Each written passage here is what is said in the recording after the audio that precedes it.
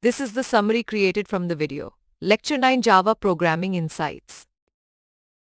In Java, program execution follows specific syntax and conventions, with the main method serving as the entry point, requiring a public static void signature. It accepts command line arguments through the string, args_array, and system.out.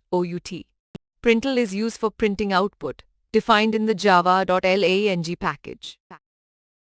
Command line input allows passing arguments to Java programs during execution, with the arguments stored as strings in the args_array and accessed by index.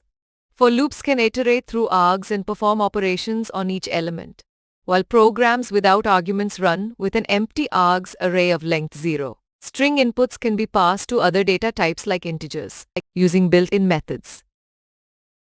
The scanner class allows taking input during runtime, not just before execution.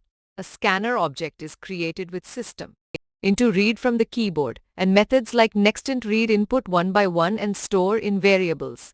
Multiple inputs from the keyboard can be read and stored in arrays or lists.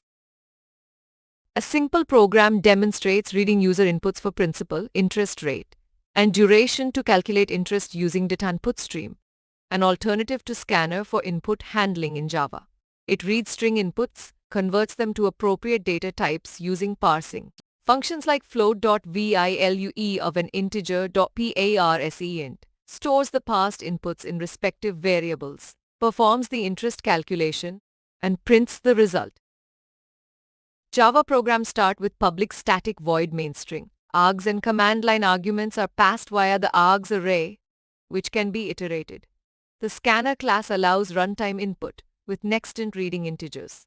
Data_input_stream is an alternative for reading keyboard inputs, while inputs are passed from strings to numeric types for calculations.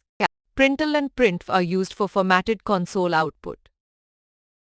Please stay tuned for more summary videos.